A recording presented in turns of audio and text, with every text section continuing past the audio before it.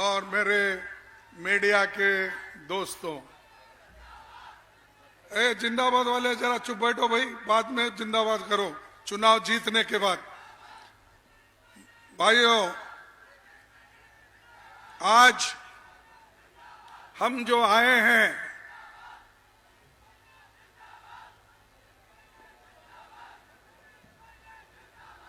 अरे उसको बोल दो कौन है, चुप बैठो बोल के सुनो तो सुनो, बोलो नहीं तो बाहर। मैं उन भाइयों से निवेदन करता हूं, हमारे राष्ट्रीय अध्यक्ष बोल रहे हैं, संबोधन कर रहे हैं, आप सुनिए, मेहरबानी करके सब सुनिए जरा।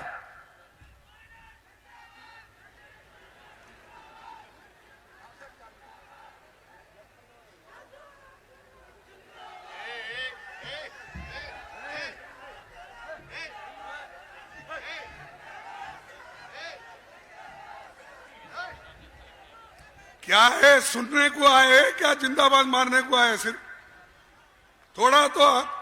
थोड़ा आदमी संयम रखना, दूसरों की बात सुनना, उसके बाद तुम्हारा जिंदाबाद इलेक्शन के दिन मालूम होगा कितने वोट आप ज्यादा हमको दिला दिए और कितने भारी बहुमत से इन सब कैंडिडेट को आप जिताएंगे, उसके ऊपर आपका जिंदाबाद है।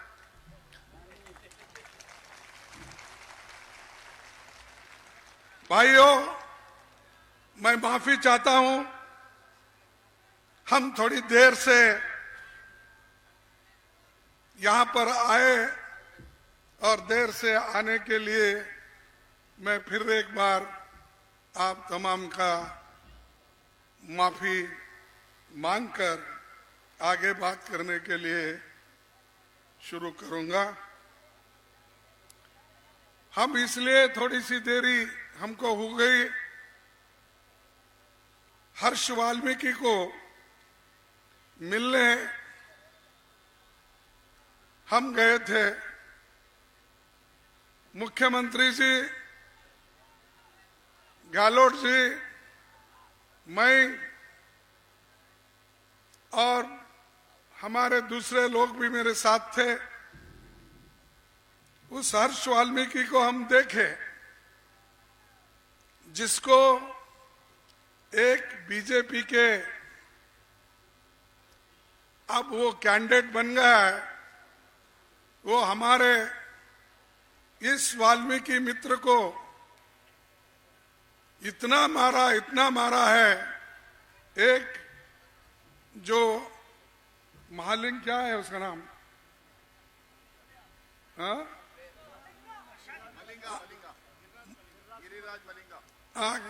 मलिंगा, तो उसके हरेक शरीर पे इतने घाव है, पैर तो चले गए उसके, उठना नहीं होता, ठीक से वो बात भी नहीं कर सकता, ऐसी स्थिति में उसको रखे हैं।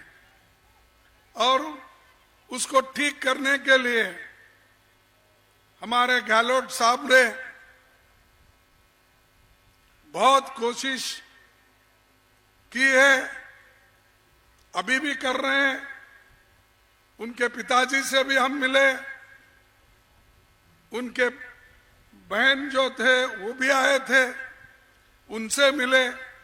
मिलने के बाद पूरे हॉस्पिटल में ऐसा एक वातावरण हुआ था कि वहाँ सैकड़ों लोग हमारे पीछे थे और गहलोत जी के पीछे थे और यही कहते थे कि आप जो यहाँ आकर उसकी मदद कर रहे और वो 1 साल से यहाँ पर गिरा हुआ है, तो इसीलिए उन्होंने उनकी शुक्रिया अदा की और उन्होंने कहा कि उनके पिताजी और बहन सब उन्होंने कहा कि गहलोत साहब, अगर आप मदद नहीं करते तो मेरा बेटा नहीं बचता था, वो जीवित नहीं रह सकता था, आपकी कृपा है, उन्होंने बोल दिया।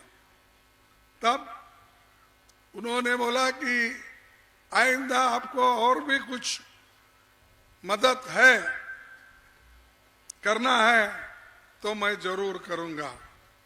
वो कितना भी पैसा खर्च होने दो, मैं सरकार के ओर से खर्च करके तुम्हारे को दुरुस्त कराऊंगा, डरने की बात नहीं जब तक मैं हूं।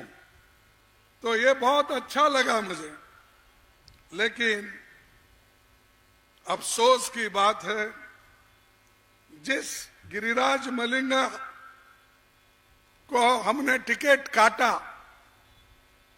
मैं और राहुल गांधी जी मिलकर हम सोचे एक आदमी अगर एक कार्यकर्ता को इतना मारता है, उसकी जान जाने तक उसको मारता है, तो ऐसे आदमी को टिकट देना हमको मंजूर नहीं। हम उस मालिंग को, गिरिराज को टिकट नहीं देंगे, चाहे वो कुछ भी होने दो, चाहे हम हारने दो। लेकिन एक आदमी दलित के युवा को पीट रहा है, ये देखा नहीं जाता। तो इसीलिए हमको देरी हो गई। ये बात इसलिए कह रहा हूं, ये अच्छा नहीं देश में कि गरीब लोगों को या जो कांग्रेस पार्टी का प्रचार करते हैं ऐसे लोगों को गिन गिन कर मारना, उनको अलग रखना, ये कभी हमारे कांग्रेस में बर्दाश्त नहीं किया जाएगा। इसीलिए तो हम उसको टिकट काट कर रखा था। लेकिन दलितों के मसीहा, दलितों गरीबों के लिए रोते रहते हैं। कौन? मैं गरीब हूं, मैं गरीब के लिए लड़ता हूं बोलने वाले मोदी साहब, इसको टिकट दिए गिरिराज मलिंगा को, और वो बीजेपी का कमल चिन्ह पे आज ठहरा हुआ है। एक तरफ गरीब की बात करते हो, एक तरफ दलितों की बात करते हो, और दूसरे तरफ दलितों को मारने वाले, पीटने वाले और उनकी जान की एक बहुत बड़ी जान खतरे में रखने वाले को आप टिकट देकर बुला लेते हो। क्या आपका क्या जा सकता था? अगर एक टिकट उसको नहीं दिए तो क्या होने वाला था? एक आदमी अगर ऐसे विचारधारा का अगर किसी भी पार्टी में हो, उसको स्थान नहीं मिलना चाहिए। अब क्या हो गया?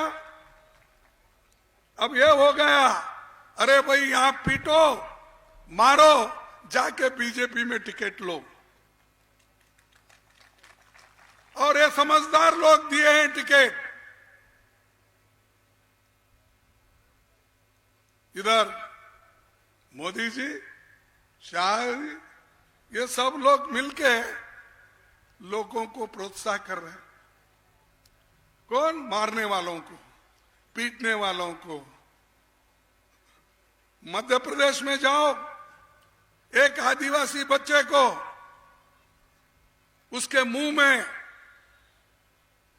यूरिन, पेशाब कर दिया, और उसको भी वहां के शिवराज चौहान पैर धोते हैं और पैर धोकर ये कहते हैं मुझे माफ करो। अच्छा टावेल गिवेल एक इसके ऊपर क्या कहते हैं वो बैठते ना, उसका डालकर उस बच्चे को धुलाए जैसा करके सोप से। अरे भाई, जिसके मुंह में आपने मूता, आपने पेशाब किया, क्या वो पाप निकल जाता है?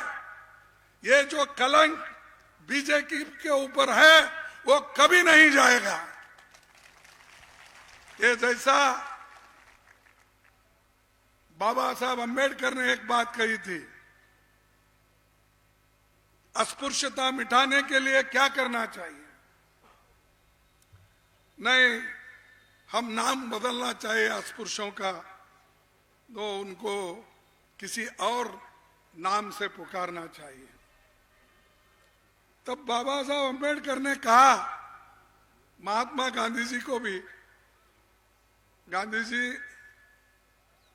कोलसे को, जो कलंक है, कोलसे को अगर आप कितना भी सोप लगाकर, साबुन लगाकर घिसते जाएंगे, वो कोलसा ही निकलता, काला ही निकलता, सफेद नहीं होता। सफेद उस वक्त होगा कोयले को अगर आप जला के भस्म कर दिए तभी होगा।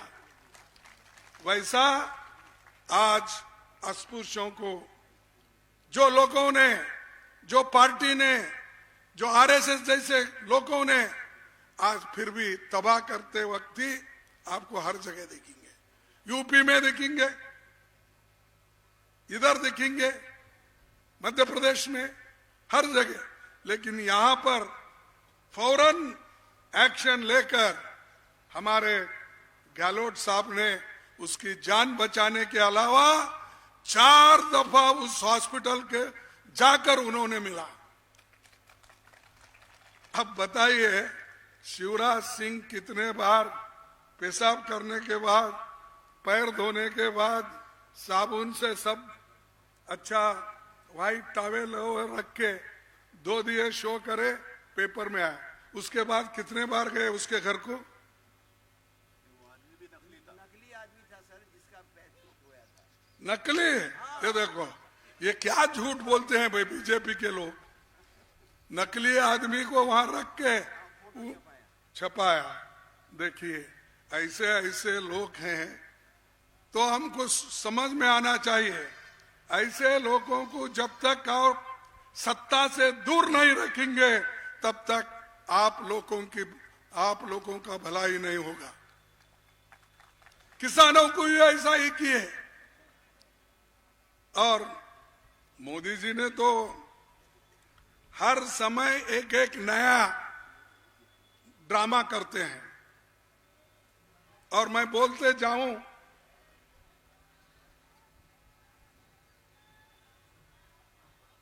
नहीं वो आंदो प्रधानमंत्री आए, भरतपुर में कुर्सियां खाली थी, वो लेके क्या करेंगे हम?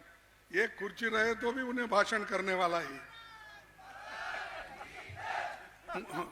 मोदी जी एक अगर कुर्सी भी है तो ये रहे तो भी अपना भाषण बोलेंगे ही उन्हें।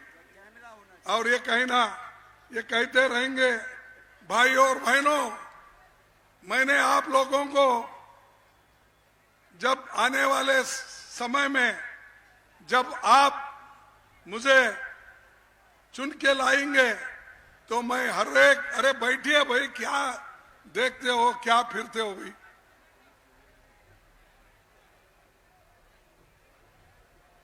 जो लोग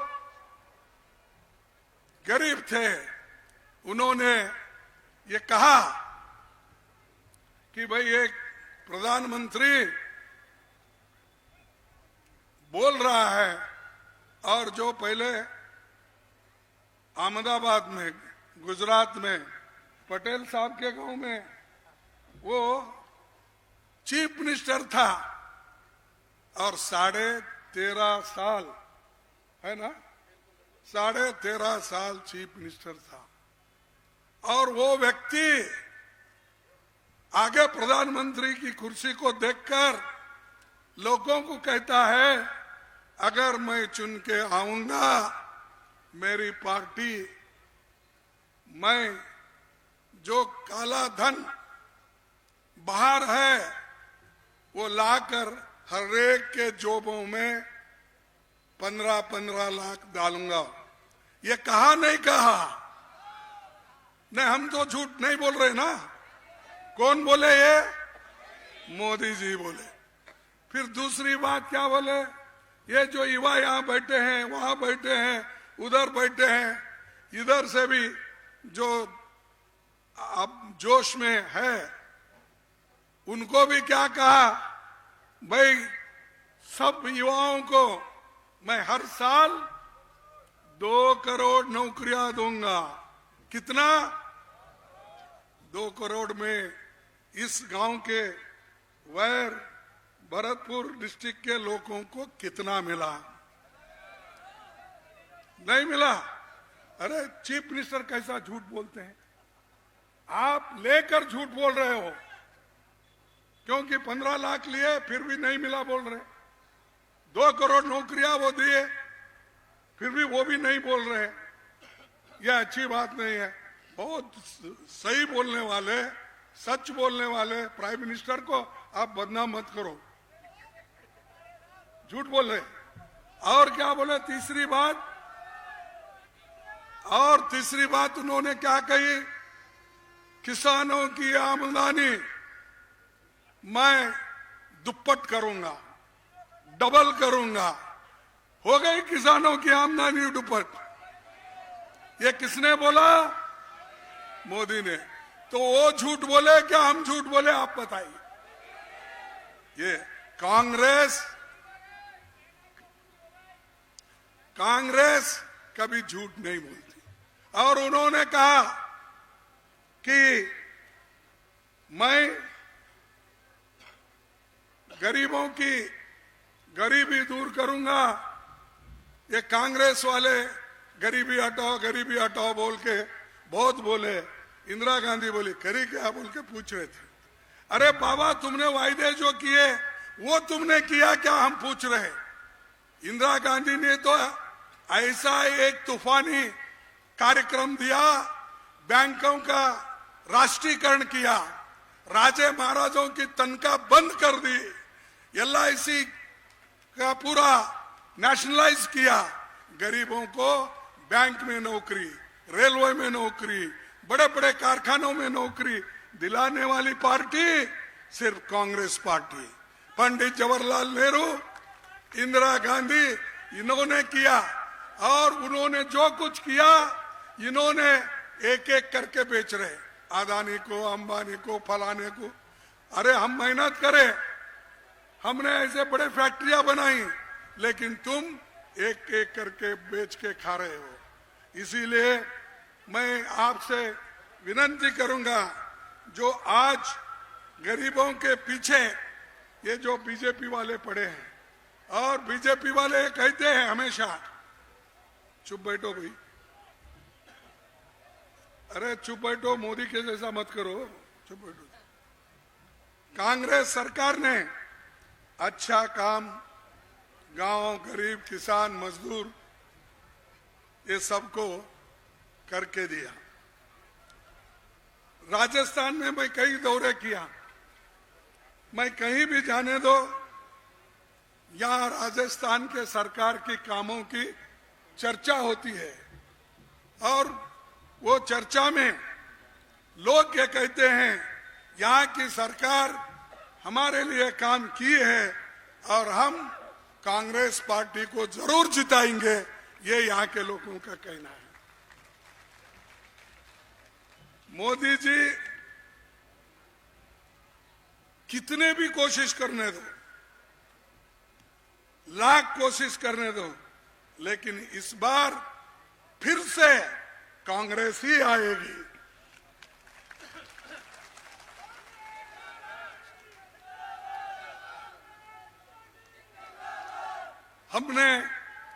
हमने 7 गारंटी दी है। अभी उसके पढ़ के हमारे गहलोत जी ने बताया, पॉम्पलेट भी, वो पॉम्पलेट घर घर जाना जरूरी है। अगर वो पॉम्पलेट ऐसा मोड़ के तुम जॉब में रखेंगे और घर घर नहीं पहुंचाएंगे, माता बहनों को नहीं पहुंचाएंगे, तो किसको भी मालूम नहीं होगा।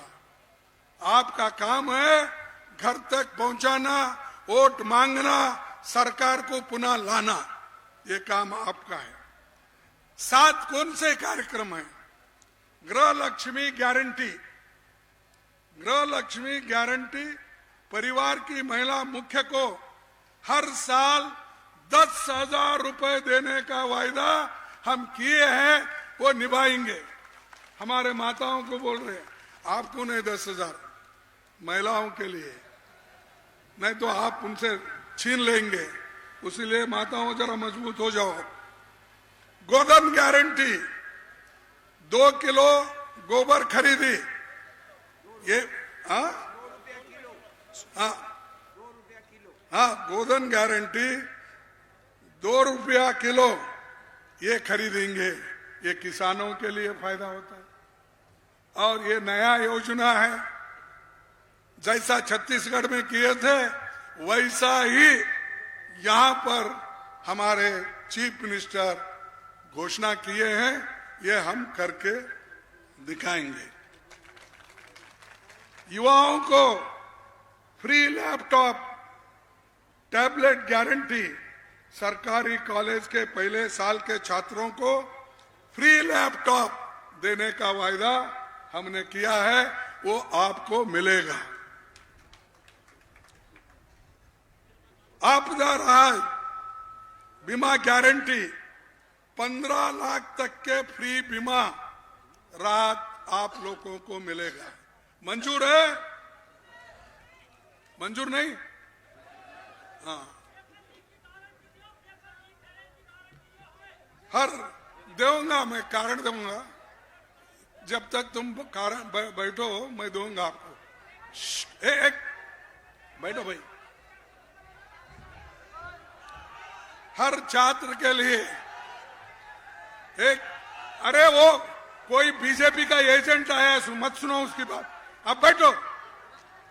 आपदा हर छात्र के लिए अंग्रेजी शिक्षा की गारंटी, इंग्लिश में हर बच्चों को पढ़ाने की गारंटी इंग्लिश में, क्योंकि बड़े बड़े लोगों के बच्चे ही वो इंग्लिश में पढ़ते हैं, गरीबों के बच्चे, किसानों के बच्चे, देहात से वो कोई नहीं जा सकता।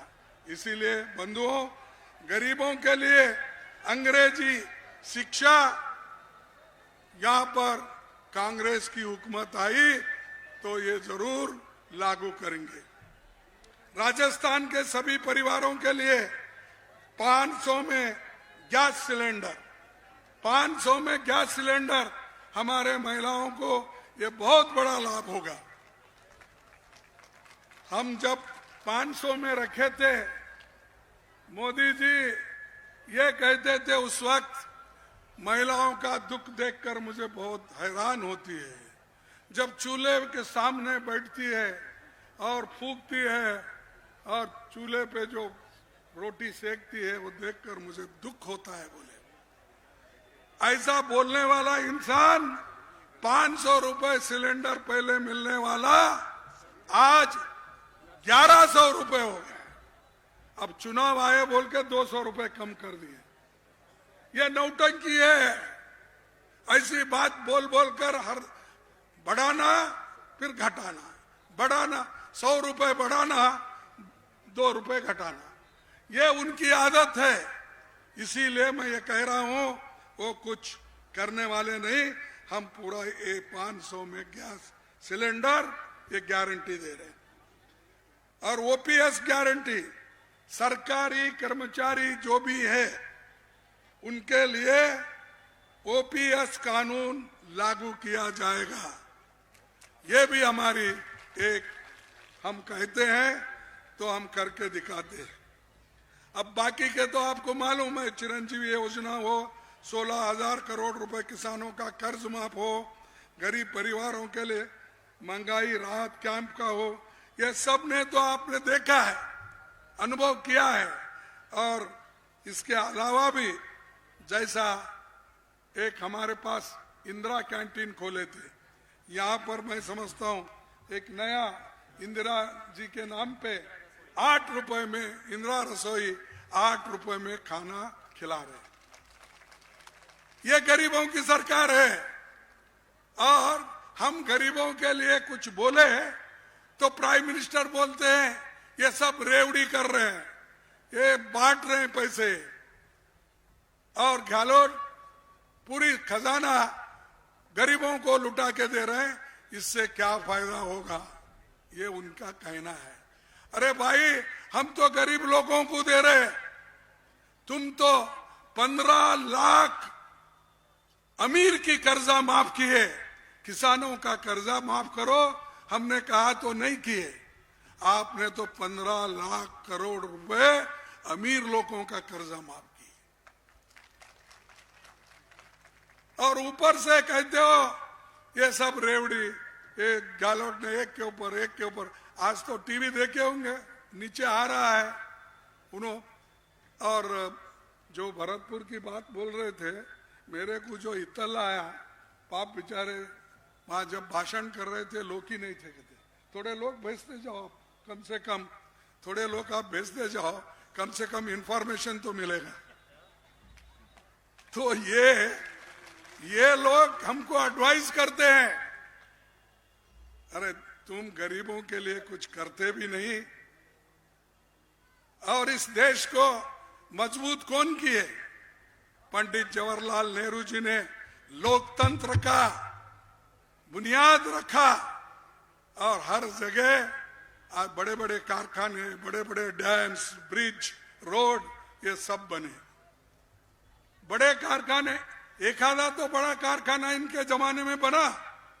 हमारे पास HAL, BEL, BHEL ऐसे बड़े कारखाने बने, लाखों लोग उसमें काम करते हैं। बड़े बड़े यूनिवर्सिटीज बने, इंजीनियरिंग कॉलेज बने। तो इनका क्या है? इनका कुछ नहीं। वो कॉलेज में वही पढ़े, बीजेपी के लोग हमारे कॉलेज में, फिर हमको ही गालियां देते आते हैं, तुम तो कुछ नहीं किए।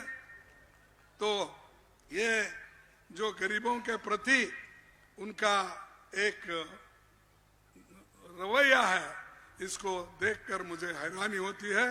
और गरीबों की बात करते हैं, गरीबों के लिए हम लड़ते हैं, ये कहते हैं। और परसों एक हमारे हैदराबाद में शेड्यूल कास्ट आदमी जो अपने सब क्या बोलते हैं वो सब कैटेगराइजेशन के लिए वो कुछ पूछा, तो उन्होंने उसको बुला के अपने बगल में लेकर उन्हों भी रोने लगा और इन्हों भी रोने लगे। अरे भाई, आपको कौन रोका है? आप सेंट्रल गवर्नमेंट आपकी है, वहां केसी गवर्नमेंट जो हैदराबाद की है या तेलंगाना की, वो भी उनके कब्जे में है। दोनों डबल इंजन वाले हैं, फिर क्यों नहीं कर सकते? इसलिए कि हाथी के दांत दिखाने के एक होते हैं, खाने के एक होते हैं। ऐसा है मोदी जी का काम। और मोदी जी हर एक को अलग अलग करके खत्म करने की कोशिश कर रहे हैं।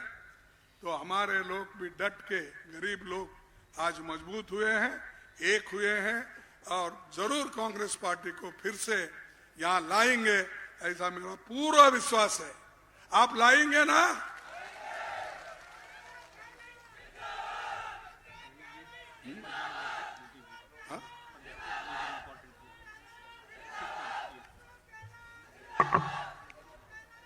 हाँ, और एक देखिए, हमने पार्लियामेंट में लोकसभा और राज्यसभा में बहुत कोशिश की कि भाई अग्निवीर स्कीम इसको मत बोलो, अगर भरना है तो परमानेंट वहां मिलिट्री में भर्ती करो। लेकिन उन्होंने, मैं अनएम्प्लॉयमेंट को दूर करता हूं, नौकरियां ज्यादा देता बोल के ये अग्निवीर स्कीम लाए। वो 4 साल करे, फिर अब वो रास्ते पे है, फिर वो बेकार है, क्या काम करे? तो लोगों को उनको गुमराह करने के लिए ये अग्निवीर लाए। अगर हमारी सरकार आई तो इसके लिए भी हम लड़कर एक कुछ नया रास्ता हम बना के रखेंगे।